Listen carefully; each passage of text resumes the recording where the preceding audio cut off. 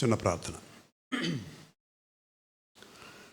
పరలోకమందున మా తండ్రి, త్రిత్వైక దేవ, మీకు స్తోత్రం స్తోత్రం స్తోత్రం తండ్రి. మేము మరొకసారి ఓ చిన్న కుటుంబంలో మీ సన్నిధిలో చేరి ఈ ఉదయం మిమ్మల్ని ధ్యానించి మీకు స్తోత్ర గానాలు చేసే గొప్ప అవకాశాన్ని అనుగ్రహించారు. మీకు స్తోత్రం. మరొకసారి మీ వాక్కును ధ్యానం చేయబోతున్నాం తండ్రి. మీ పరిశుద్ధాత్మను మాకు తోడుగా ఉంచి మీ వాక్కును సరిగా అర్థం చేసుకొని దానిని మా జీవితాలకు అన్వయించుకోవడానికి మీ కృపను నడిపింపును దయచేయమని మా ప్రభు అయిన యేసు క్రీస్తు ద్వారా వేడుకొనుచున్నాం తండ్రి. ఆమెన్.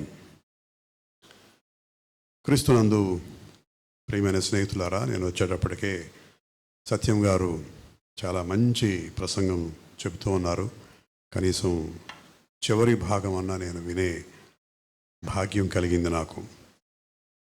చెప్పాను అయ్యగారికి, అయ్యా మీరు మాట్లాడుతూ ఉంటే తేనె ధారలు నేను తాగుతూ ఉన్నట్టుగా ఉంది అక్కడ కూర్చొని. మీరు మాట్లాడాక నేను మాట్లాడడం చాలా కష్టం అని కూడా చెప్పాను.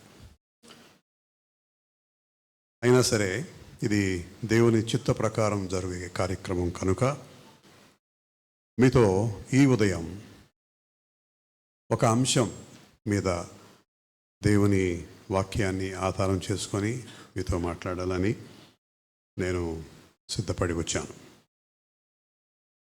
సత్యం గారి ప్రసంగంలో నా చివరి భాగంలో దేవునితో మనకు ఉన్న సంబంధం గురించి చెప్పారు. సువార్త పరిచర్య కానివ్వండి, సంఘములో మన సభ్యత్వం కానివ్వండి, ఏ విధంగా ఉంటుంది సాధారణంగా అని అంటే నాటకీయంగా అన్నారు, సణుగుతూ ఉండొచ్చు అన్నారు.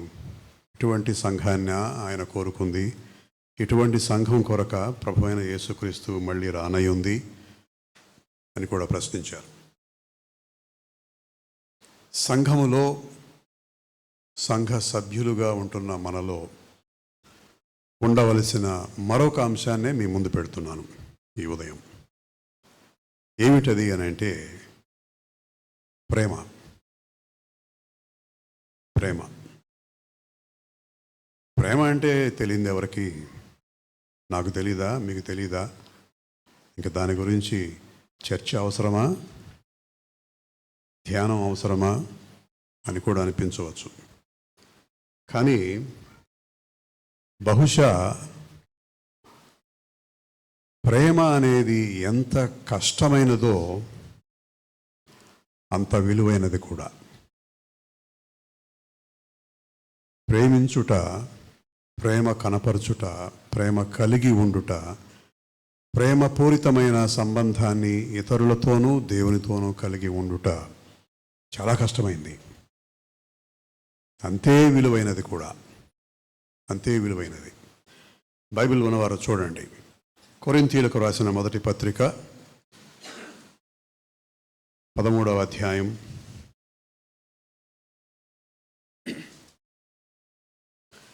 13 వచనాల్లో కూడా అపోస్తలుడైన పౌలు ప్రేమ గురించే మాట్లాడతాడు. మనుష్యుల భాషలతోనూ దేవదూతల భాషలతోనూ నేను మాట్లాడినను ప్రేమ లేనివాడనైతే మ్రోగెడు కంచును గణగణలాడు తాళమునై ఉందును. చూడండి, ఆ తర్వాత 4వ వచనం నుండి, ప్రేమ దీర్ఘకాలము సహించును, దయ చూపించును, ప్రేమ మత్సరపడదు, ప్రేమ డంబముగా ప్రవర్తింపదు, అది ఉప్పొంగదు, అమర్యాదగా నడువదు, స్వప్రయోజనమును విచారించుకొనదు, త్వరగా కోపపడదు, అపకారమును మనస్సులో ఉంచుకొనదు. అంటే అపోస్తలుడైన పౌలు ప్రేమ అనే పదానికి ఇస్తున్న నిర్వచనం ఇది. ఇవన్నీ ఉంటేనే ప్రేమ. మనం చెప్తుంటాం, అమ్మ నువ్వంటే నాకు ప్రేమ, నాన్నగారు మీరంటే ప్రేమ, అక్క, అన్న, తమ్ముడు, చెల్లి, చివరికి దేవునితో కూడా చెప్పేస్తాం, అయ్యా నువ్వంటే నాకు చాలా ప్రేమ. ఎటువంటిది అయి ఉండాలి ఆ ప్రేమ? దీర్ఘకాలం సహించాలి, దయ చూపించాలి, మత్సరపడకూడదు, డంబముగా ప్రవర్తింపకూడదు, ఉప్పొంగకూడదు, అమర్యాదగా నడవకూడదు, స్వప్రయోజనముల గురించి ఆలోచించకూడదు, త్వరగా కోప్పడకూడదు, అపకారమును మనస్సులో ఉంచుకొనకూడదు. ఎంత గొప్ప నిర్వచనమో! ఇటువంటి ప్రేమ ఎంతమందిలో ఉంది అని అడిగితే ఎవరూ కూడా చెయ్యి ఎత్తలేరు, చెయ్యి ఎత్తకూడదు. అద్భుతమైన నిర్వచనం ఇది. ప్రేమ ఎంత గొప్పదా అనిపించేటటువంటి నిర్వచనాన్ని అపోస్తలుడైన పౌలు ఇక్కడ మన కొరకు వ్రాయటం గమనార్హం. ప్రేమిస్తున్నాము అని ఎవరికి చెప్పినా కూడా మనము ఎలా ఉండకూడదో అలా ఉంటూనే ఉన్నాం. కోపపడకూడదు, దురాలోచనతో ఉండకూడదు, డంబముగా ప్రవర్తించకూడదు, ఇవన్నీ ఉంటూనే ఉన్నాయి. ఇవన్నీ ఉండగా నీ పట్ల నాకు ప్రేమ ఉంది అనేది నిజమా? అబద్ధం అది, అబద్ధం అది. ప్రేమ అంటే ఇలా ఉండాలి, ఇలాగే ఉండాలి. మత్సర పడకూడదు, అసూయ పడకూడదు. అసూయ అంటూ లేని మనిషే లేడు, ఉండడు. ఇంకెక్కడ ఉంది మనలో ప్రేమ? భౌతికపరమైన కంటికి కనబడే ప్రక్కనున్న మనిషినే సరిగా ప్రేమించలేకపోతున్నామే. కంటికి కనపడని దేవుణ్ణి ఎలా ప్రేమించగలం?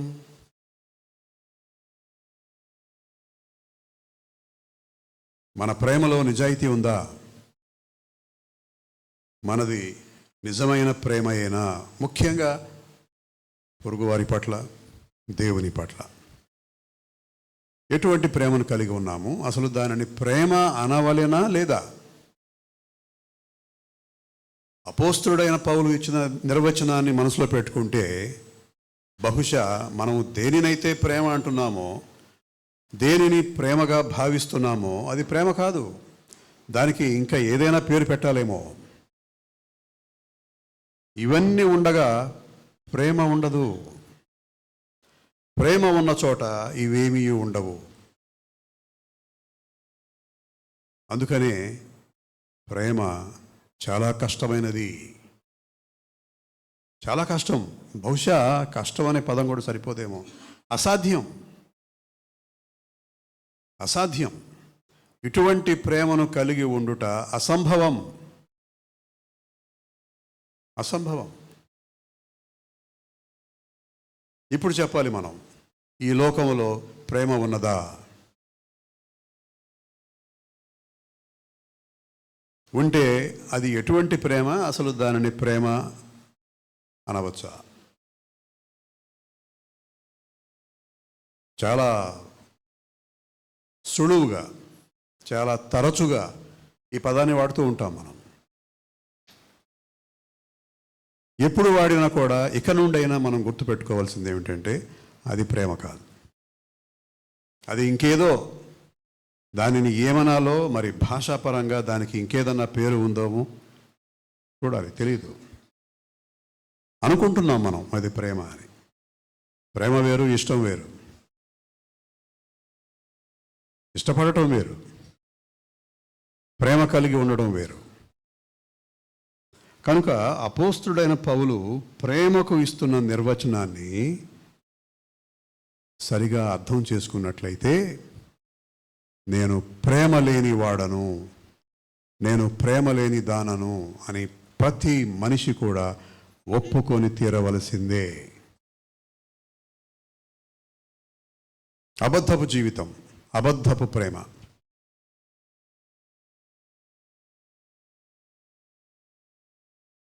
ఇది ఈ ఉదయం మన ధ్యానానికి పునాది వంటిది. ఇక్కడి నుండి లూకాసు వార్తకు వెళ్దాం. లూకాసు వార్త 18వ అధ్యాయం 35 నుండి చదువుతున్నాను. ఎవరన్నా చదవగలిగినా కూడా మంచిదే, అందుకు నేను వ్యతిరేకం కాదు. లూకాసు వార్త 18వ అధ్యాయము 35 నుండి.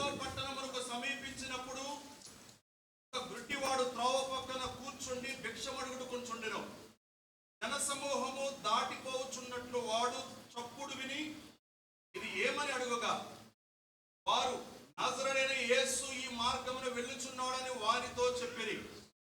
అప్పుడు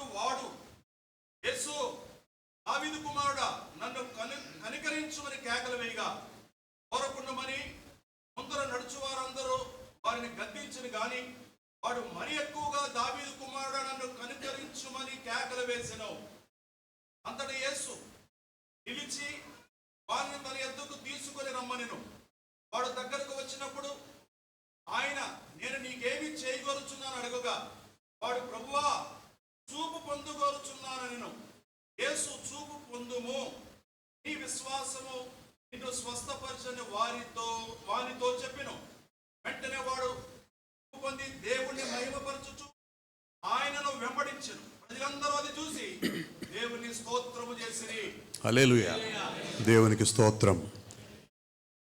ఇక్కడ ఈ సందర్భంలో ప్రభువైన యేసుక్రీస్తు ఒక గుడ్డి వారిని స్వస్థపరిచి వాడికి చూపును దయచేయటం అనేది చూస్తున్నాం. ఎప్పుడైతే ప్రభువైన యేసుక్రీస్తు అక్కడ నిలబడి, నేను నీకేమి చేయగోరుచున్నావు అని అడిగితే వాడు అన్నాడు, ప్రభువా, చూపు పొందగోరుచున్నాను.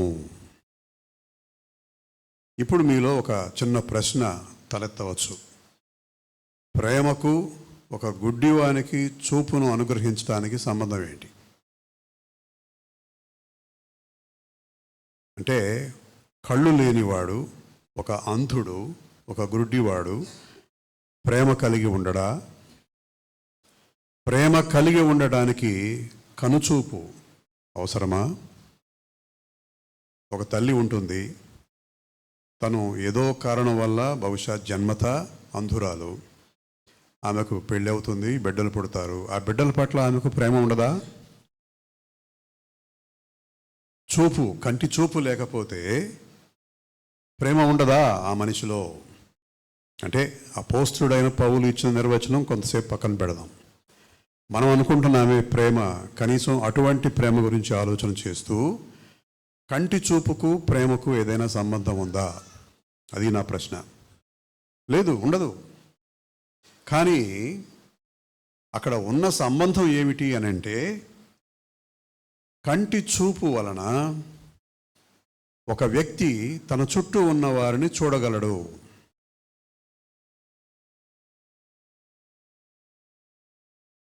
ఎవరినైతే చూస్తామో, చూడగలమో, ఆ వ్యక్తిని చూడలేనప్పటికంటే కూడా ఎక్కువగా చూడగలుగుతున్నప్పుడు ప్రేమించగలం. కాబట్టి ఆ వ్యక్తి ఇంకా ఎక్కువగా ప్రేమించడానికి చూపు అవసరమే. రెండవ అంశం, చూపు లేదా కంటి చూపు అనేది ఒక మనిషికి ఉన్నది అనంటే అందులో ఉన్న ప్రేమకు సంబంధించిన అంశం ఏమిటంటే, ఆ కంటి చూపు వలన అతను దేవుని సృష్టిని చూడగలడు. దేవుని సృష్టిని చూసినప్పుడు దేవుని ప్రేమ మనిషి పట్ల ఎంత గొప్పదో అర్థం చేసుకునే అవకాశం కూడా ఉంది. నా కొరకు దేవుడు సృష్టి ఆరంభంలోనే ఈ సృష్టి మొత్తాన్ని సృష్టించి చివరలో నన్ను చేశాడు. అంటే ఈ సృష్టి అంతా నా కోసమే, నా కొరకే దేవుడు చేసిన ఈ సృష్టి. ఆ సృష్టిలో మనిషి పట్ల దేవునికి ఉన్న ప్రేమ ఈ కంటి చూపుతో చూడగలగమా? చూసేందుకు కంటి చూపు దోహదపడుతుంది.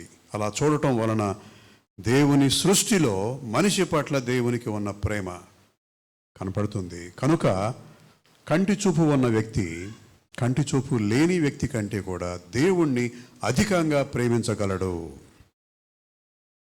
అది రెండవ అంశం. మూడవ అంశం ఏమిటంటే, మనము ఏదైనా ఎవరికైనా వాళ్ళు అడిగినప్పుడు ఇస్తున్నాము అంటే ఆ వ్యక్తి పట్ల మనకు ఉన్న ప్రేమ కారణం.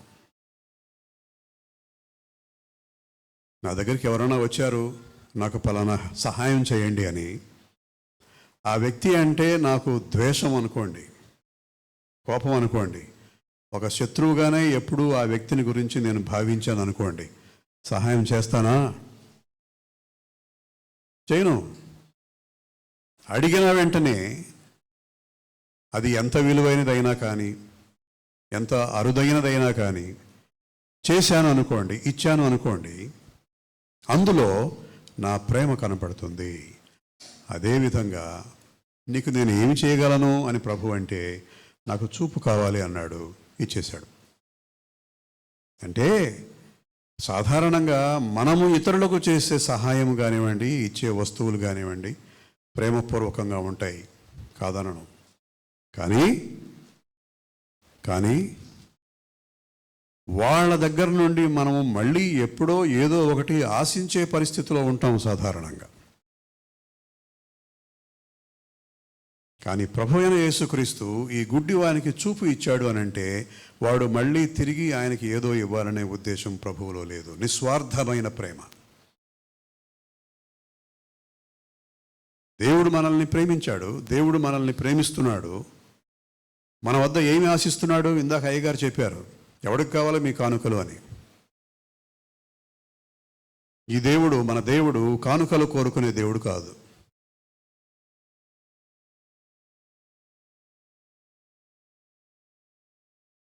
కనుక ఎవరికైనా ఏదైనా సహాయం చేసినప్పుడు తిరిగి ఏదో వారి వద్ద నుండి ఆశించేది ప్రేమ కాదు. ప్రభు అయిన యేసుక్రీస్తు ఆ గుడ్డివానికి కంటి చూపు ఇచ్చాడు అంటే, ఆయన ఏమీ ఆశించడం లేదు ఆ గుడ్డివాని దగ్గర నుండి. మళ్ళీ మనిషి నుండి ఏమి ఆశించి ఆయన ఈ సృష్టి మొత్తాన్ని చేశాడు? నథింగ్, ఏమీ లేదు. ఈ ఆలోచనలతో ప్రేమ అనేది ముఖ్యంగా 3 రకాలుగా ఉంటుంది అని మీతో పంచుకోవాలనుకుంటున్నాను. మొదటిగా, ప్రేమ అనేది ఒక ఆజ్ఞ. చూడండి, మత్తయి సువార్త 22వ అధ్యాయం 37వ వచనం. మత్తయి సువార్త 22వ అధ్యాయం 37. అందుకాయన నీ పూర్ణ హృదయముతోను, నీ పూర్ణ ఆత్మతోను, నీ పూర్ణ మనస్సుతోను నీ దేవుడైన ప్రభువును ప్రేమింపవలననిదియే. ఇది ముఖ్యమైనదియు మొదటిదియు నైన ఆజ్ఞ. అంతే. It's an order, it's a command. Love your God. నీవు దేవుడిని ప్రేమించాలి, ప్రేమించి తీరవలసిందే. అది కూడా ఎలాగూ అని చెప్తున్నాడు. పూర్ణ హృదయంతోనూ, పూర్ణ ఆత్మతోనూ, పూర్ణ మనస్సుతోనూ నీ దేవుడైన ప్రభువును ప్రేమింపవలెను. ఎటువంటి ఆజ్ఞ అండి ఇది? ముఖ్యమైన ఆజ్ఞ, మొట్టమొదటి ఆజ్ఞ, అత్యంత ప్రాముఖ్యమైన ఆజ్ఞ. It's a command. ఎప్పుడన్నా చూసామా మనం ప్రేమను ఒక ఆజ్ఞగా? రెండవ రకమైన ఆజ్ఞ మత్తయి సువార్త 22వ అధ్యాయమే 37, 39లోనే ఉంది. చూడండి ఆ తర్వాత. నీ పొరుగువాన్ని ప్రేమింపవలనను రెండవ ఆజ్ఞయు దాని వంటిది. అంతే. Love God, love others. నీ దేవుణ్ణి ప్రేమించు, నీ పొరుగు వాణిని ప్రేమించు.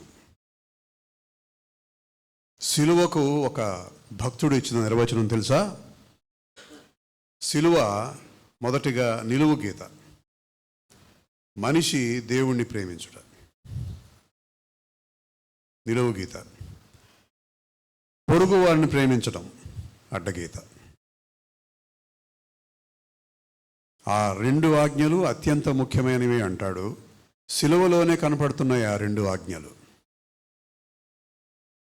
దేవునితో మన సంబంధం ఎలా ఉన్నది, మన పొరుగు వారితో మన సంబంధం ఎలా ఉన్నది, అదే సిలువ. ఆ తరువాత మత్తయి సువార్తలోనే 5వ అధ్యాయంకి వెళ్దాం. 5వ అధ్యాయం 43, 44 వచనాలు చూడండి.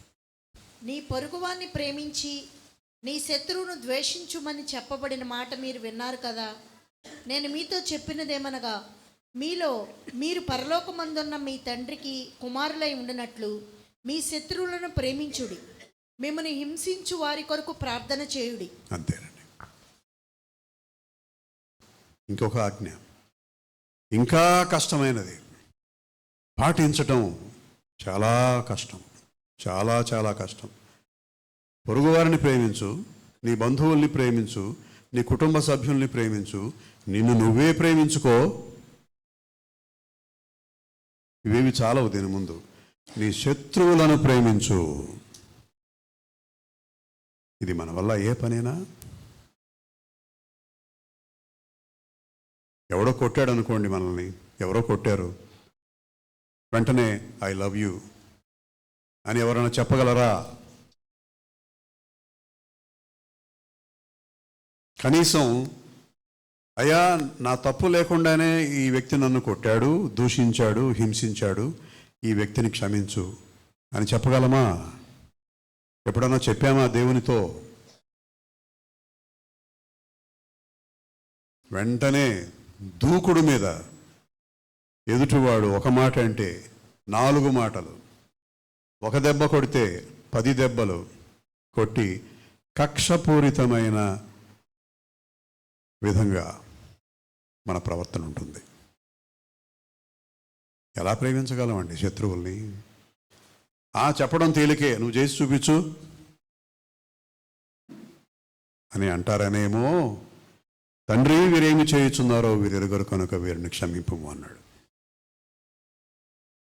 శిలువ మీద వేలాడుతూ, గతంలో ఎప్పుడో చెప్పినట్టు గుర్తు నాకు, శిలువ శిక్షను అనుభవించే వ్యక్తి అట ఆ బాధకు తట్టుకోలేక తాళలేక, భయంకరమైన శ్రమ కదా, భయంకరమైన బాధ శిలువ మీద వేలాడడం అంటే.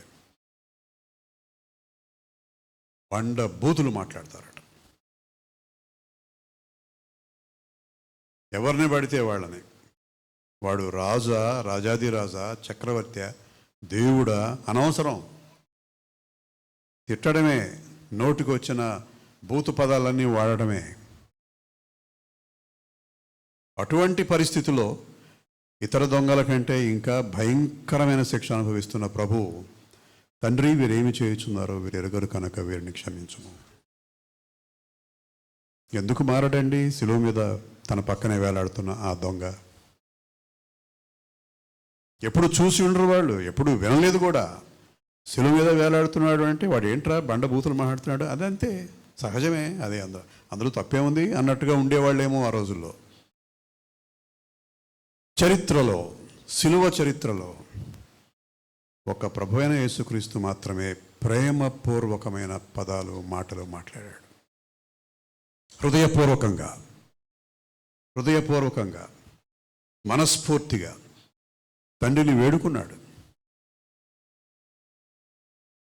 ఇక్కడ అప్పుడప్పుడు కొంతమంది అడుగుతుంటారు చిన్న సందేహంలాగా, ఆయన ఎంతోమందిని క్షమించాడు కదా పరిచర్య చేస్తున్న దినాలలో, మరి ఇప్పుడు ఏంటండి ఆయనే క్షమించవచ్చు కదా, తండ్రిని వేడుకుంటాడేంటి? బైబిల్ చెప్పేది ఏమిటంటే, భూమి మీద ఉన్నంత కాలము ఆయనకు పాపులను క్షమించే శక్తి, అధికారము ఉన్నది. కానీ ఇప్పుడు ఆయన భూమి మీద లేడు, శిలువ మీద వేలాడుతున్నాడు కనుక తండ్రిని వేడుకుంటున్నాడు.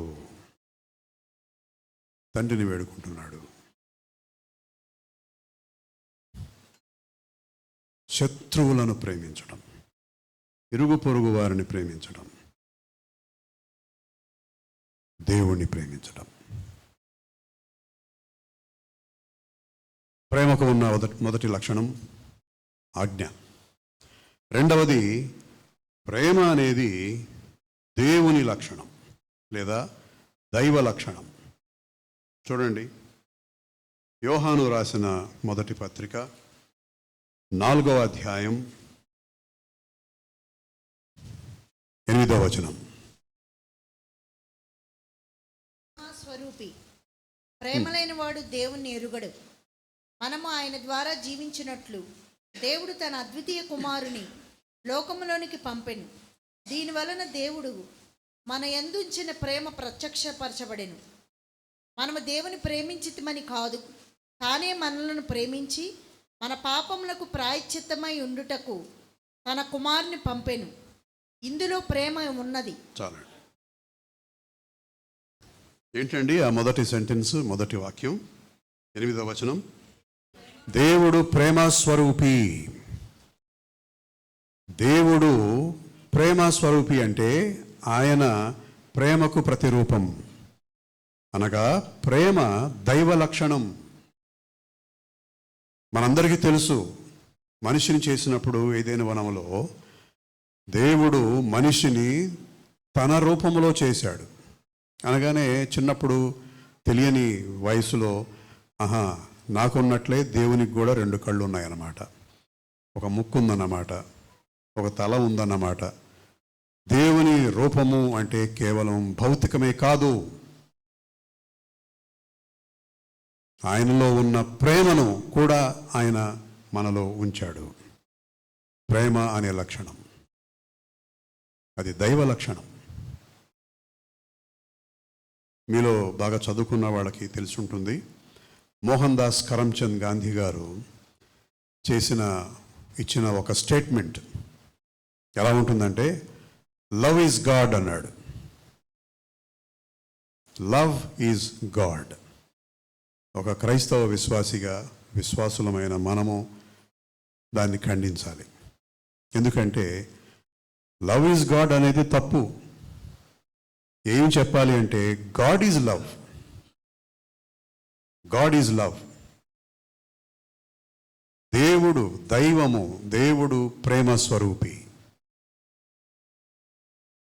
ఎప్పుడైతే లవ్ ఈజ్ గాడ్ అన్నాడో, ప్రేమ అనేది దైవత్వం, ప్రేమ అనేది దేవుడు కాదు. దేవునిలో ప్రేమతో పాటు ఇంకా అనేకమైన ఇతర లక్షణాలు ఉన్నాయి దేవునికి. ఆ ఒక్క లక్షణానికే దేవుణ్ణి పరిమితం చేయకూడదు. అది గాంధీ గారు ఇచ్చిన స్టేట్మెంట్లో ఉన్న లోపం.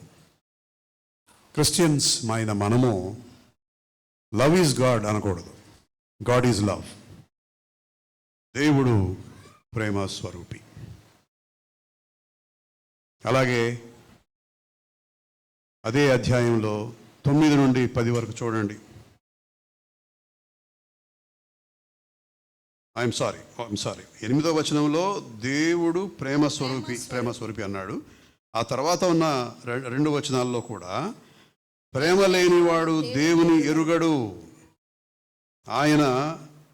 మనము ఆయన ద్వారా జీవించున్నట్లు దేవుడు తన అద్వితీయ కుమారుని లోకములోనికి పంపెను. దీని వలన దేవుడు మన యందు ఉంచిన ప్రేమ ప్రత్యక్షపరచబడెను.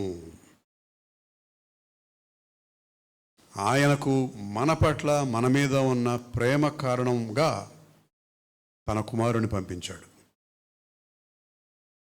ఎంత గొప్ప ప్రేమ అంటే, మన రక్షణ నిమిత్తం ఆయన మనము అనుభవించవలసిన శిలువ శ్రమలు, మరణాన్ని అనుభవించాడు. తప్పు చేసింది మనము, శిక్ష ఆయన అనుభవించాడు. ఎందుకంటే ఆ శిక్ష అనుభవించవలసిన వ్యక్తి పాపము లేనివాడై ఉండాలి. ఎవరున్నారు? ఆదాము దగ్గర నుండి ఇప్పటి వరకు కూడా ఎవరు లేరు, ఇక ముందు కూడా ఎవరు ఉండరు పాపము లేని వ్యక్తి అంటూ.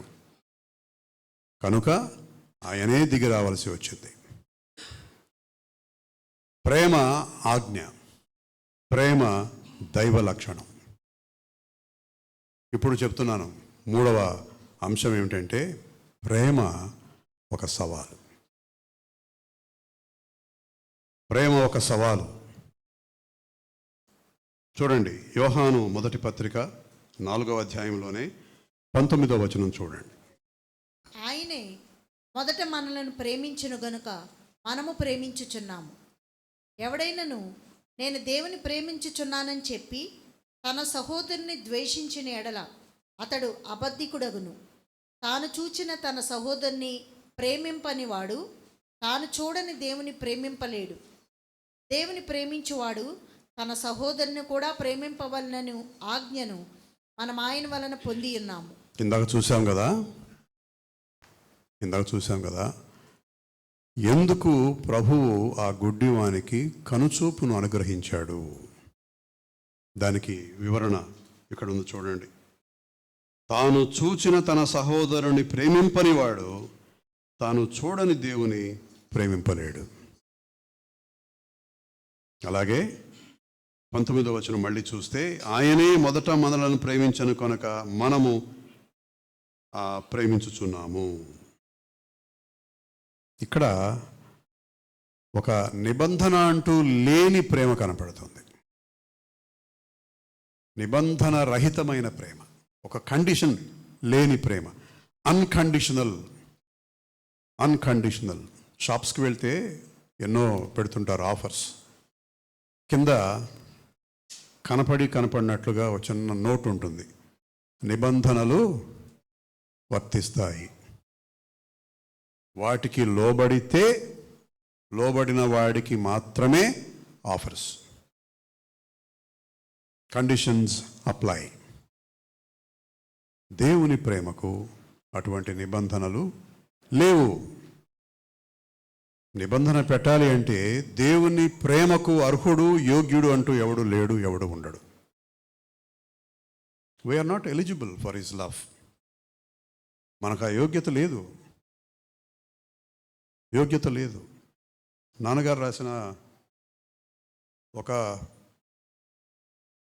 పాట, నా ఫోన్ అక్కడ ఉంది,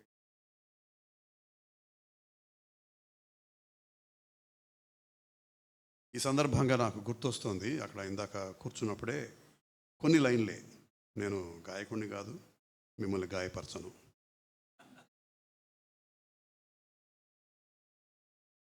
కరుణవాహినిలో నన్ను శుద్ధి చేయవచ్చిన కాంతిమయుడ క్రీస్తు నీకు వందనం. కాంతి పుంజములతో నన్ను తాకి శుభ్రపరచిన కాంతిమయుడ క్రీస్తు నీకు వందనం. కారుణ్యమూర్తివి, దేదీప్య రూపివి, నరుల కొరకు నీవు నరుడవైతివి.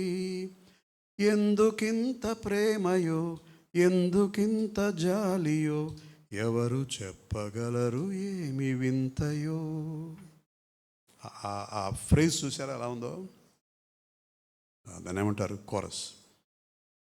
ఎందుకింత ప్రేమయో, ఎందుకింత జాలియో, ఎవరు చెప్పగలరు ఏమి వింతయో. ఏంటి దేవునికి మన మీద ఎంత ప్రేమ? ఏంటి కారణం? ఎవరు చెప్పగలరు దానికి జవాబు? భాసిల్లెను సిలువలు పాపక్షమ అని ఒక పాట ఉంది. ఎంతమంది తెలుసండి ఆ పాట? మాసలమణి గారు రాసిన పాట.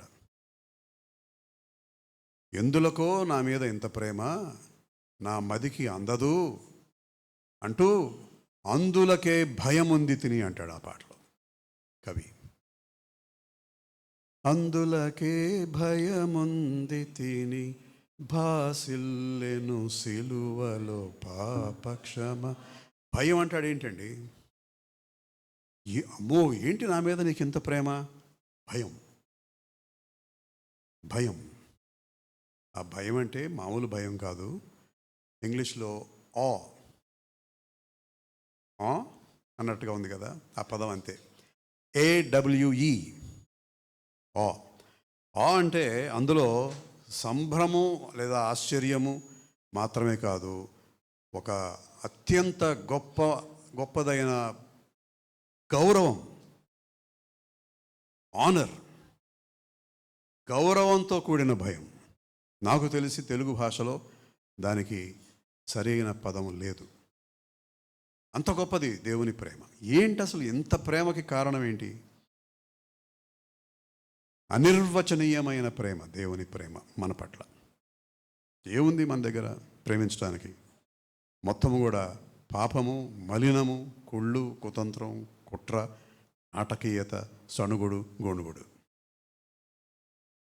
ఎందుకు ప్రేమించాలి? మనం ప్రేమిస్తామా ఎవరినైనా అకారణంగా? ప్రేమించగలమా?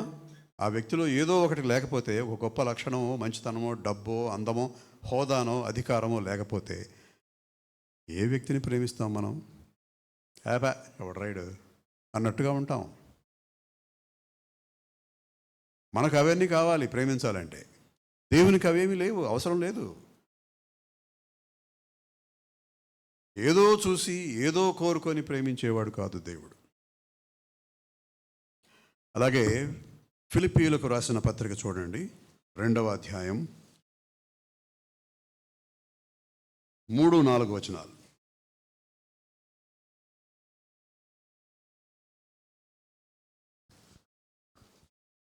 కక్ష చేతనైనను వృధాతిశయము చేతనైనను ఏమీయూ చేయక వినయమైన మనసు గల వారై ఒకరినొకడు తనకంటే యోగ్యుడని ఎంచుచు మీలో ప్రతివాడును తన సొంత కార్యములను మాత్రమే కాక ఇతరుల కార్యమును కూడా చూడవలెను. చాలండి. కక్ష చేతనైనను వృధాతిశయము చేతనైనను ఏమీ చేయక వినయమైన మనస్సు గలవారై ఒకనికొకడు తనకంటే యోగ్యుడు అని ఎంచుచు.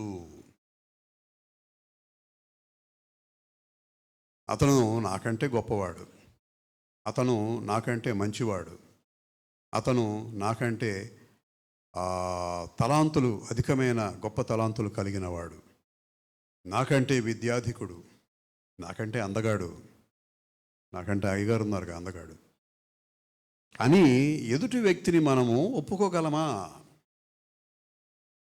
నాకంటే అతనే యోగ్యుడు అని అనగలమా? నేను ఒకప్పుడు చాలా బిజీగా ఉన్నాను మ్యూజిక్ ఫీల్డ్లో. ఇప్పుడు లేదు, ఉద్యోగంలోకి వచ్చిన తర్వాత కాలక్రమేణా తగ్గిపోయింది. మ్యూజిక్ ఫీల్డ్లో ఒకడికంటే ఒకడు పడదు సాధారణంగా. అందరూ అలా ఉంటారని కాదు. ఇతనికి అతను పాడాడు, అతనంటే ఇతనికి పాడాడు. అతనికి ఏమొచ్చండి, నాలాగా ప్లే చేయమనండి ఇన్స్ట్రుమెంటు. అలాగే రచనలు చేసేవాళ్ళు కవులు, అబ్బే అతని రచన అంత గొప్పగా ఉండదే, నేను రాశాను చూడండి.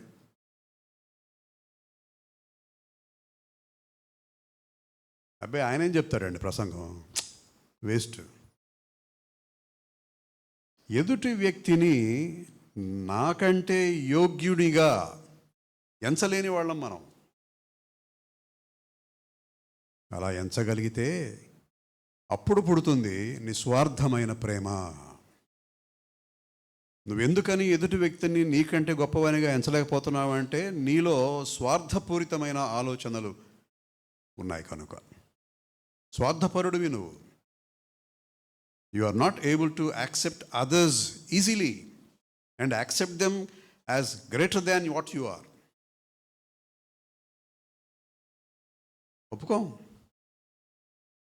ఒప్పుకోము. అతనేం పాడతాడు, నేనే బాగా పాడతాను పాట అని నువ్వు అనుకుంటే సరిపోయిందా? వినేవాళ్ళు చెప్పాలి. లేదా సంగీతంలో కాస్త అనుభవం ఉన్నవాళ్ళు, ఆ పరిజ్ఞానం ఉన్నవాళ్ళు చెప్పాలి. ఎవరికి వాడే అనుకుంటే ఏమవుతుందంటే, ఇప్పుడు చూస్తే కదా మీరు ఈ సోషల్ మీడియాలో ప్రతివాడు రాతగాడే, ప్రతివాడు పాటగాడే. ఏంట్రా అంటే వాళ్ళేనా పాడేది, మేము పాడలేమా, మాకు రాదో, అంతే. ఎవడికి వాడు ఎస్పీబీ, ఎవడికి వాడు ఇళయరాజా. ఎదుటి వ్యక్తి ఒకడున్నాడు, వాడు నాకంటే బాగా చేస్తున్నాడు అని ఆలోచించి విషయాన్ని గ్రహించలేని దుస్థితిలో ఉన్నారు చాలామంది.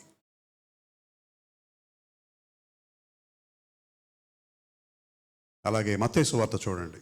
ఇంకొక 2 పాయింట్స్ ఏమున్నాయి, ముగించేస్తాను త్వరగా. మత్తయి సువార్త 6వ అధ్యాయం 14-15 చూస్తే ఏమి కనపడుతుందో.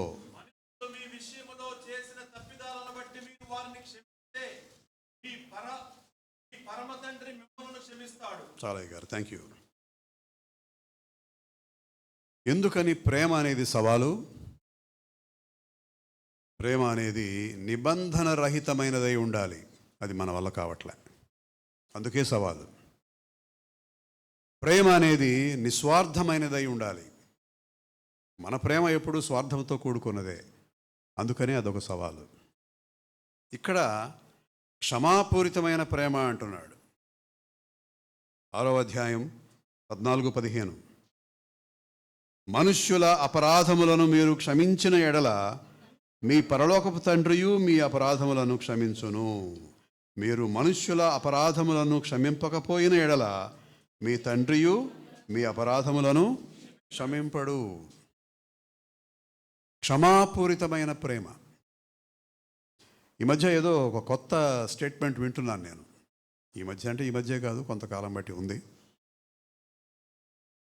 నిన్ను క్షమిస్తాను కానీ నువ్వు చేసిన ద్రోహం ఎప్పటికీ మర్చిపోను. ఇంకెక్కడ ఉందండి అందులో క్షమాపణ? క్షమించాను పో, నిజమా?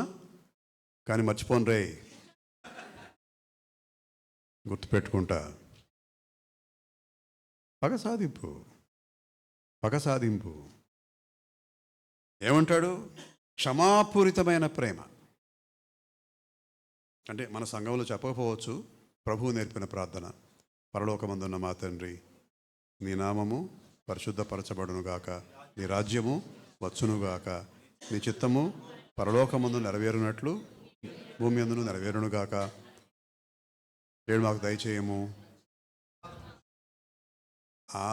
అక్కడ అవునయ్య గారు, అక్కడ అంటారు బైబిల్ పండితులు, మేము ఇతరుల అపరాధములను క్షమించినట్లయితే మా అపరాధాలను క్షమించు. ఇదేట అసలైన అర్థం. అక్కడ ఆ తర్జుమాలో కొంచెం తేడా వచ్చింది అంటారు. మామూలు వాళ్ళు చెప్పిన మాట కాదండి, పండితులు. మా నాన్నగారికే గురువు ఆయన చెప్పిన, ఆయన పెద్ద బిషప్ గారు. If I forgive others, you also forgive me. Conditional.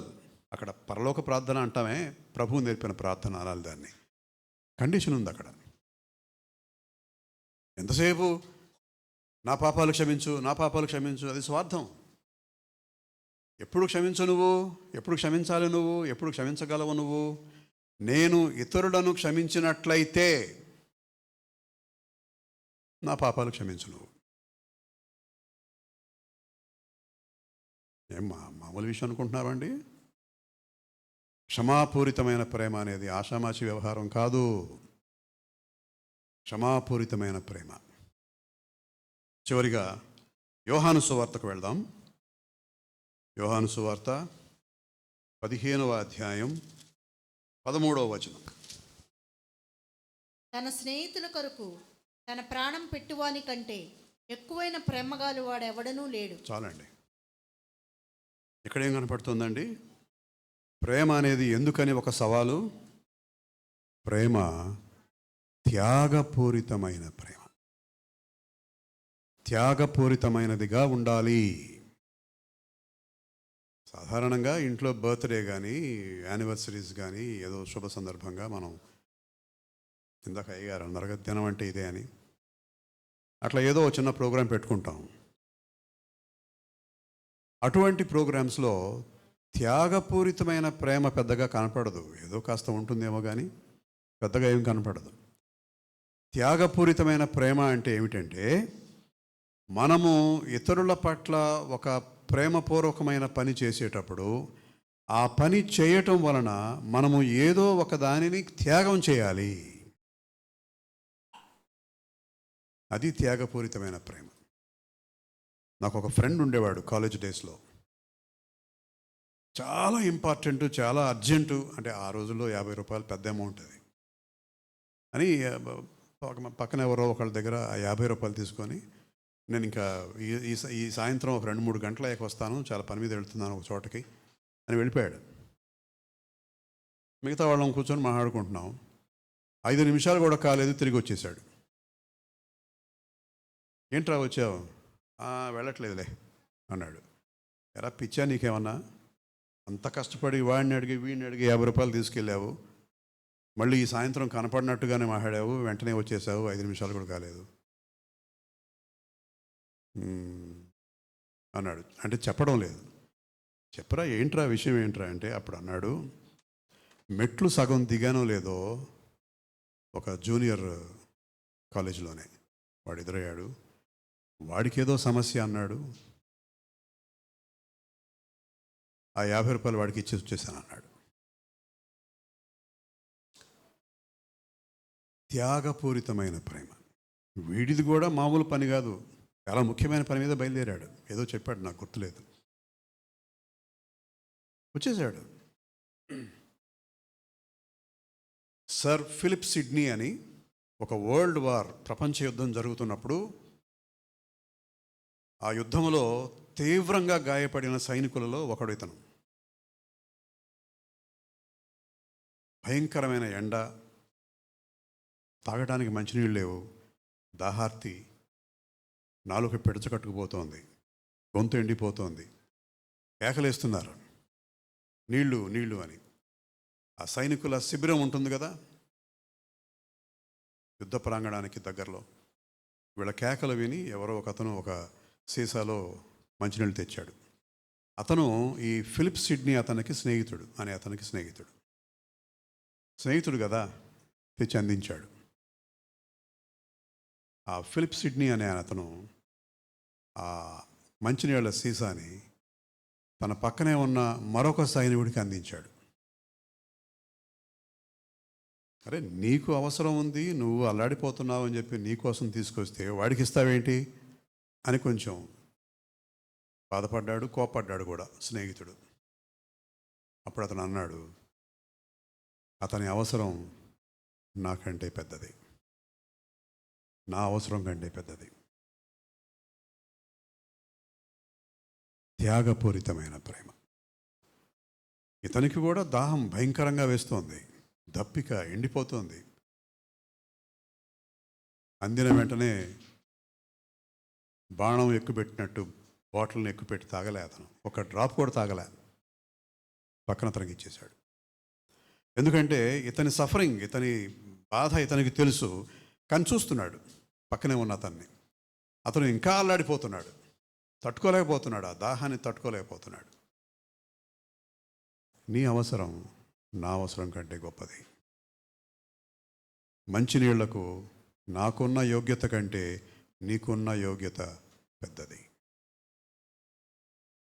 కనుక ప్రేమ అనే పదాన్ని చాలా సులువుగా, చాలా విరివిగా వాడుతూనే ఉంటాం జీవితాంతం. ప్రేమ ఒక సవాలు, ఇది మర్చిపోతుంటాం. ఎందుకని సవాలు?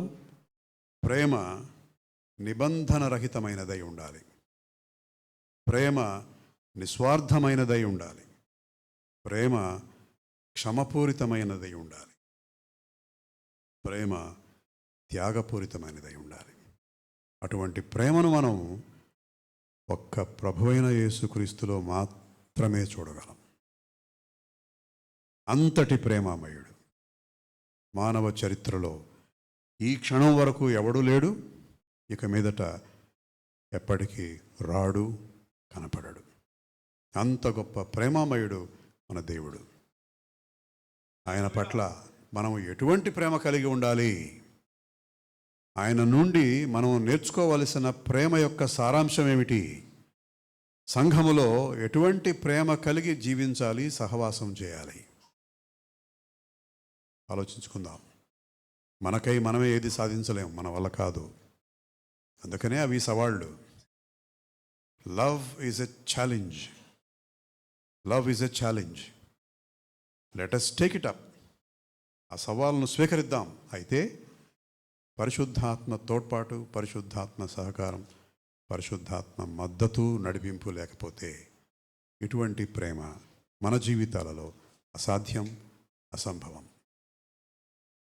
చిన్న ప్రార్థన. పరలోకమందున మా తండ్రి, ప్రేమల గురించి మాతో మాట్లాడినందుకు స్తోత్రం తండ్రి. ప్రేమ అనేది ఒక సవాలుగా మేము చూడగలిగే జ్ఞానాన్ని మాకు అనుగ్రహించారు. స్తోత్రం తండ్రి.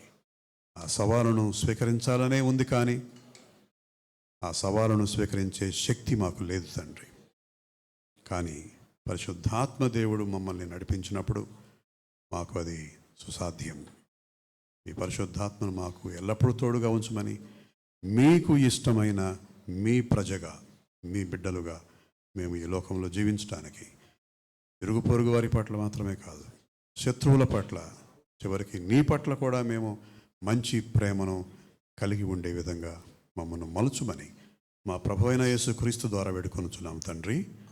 ఆమేన్.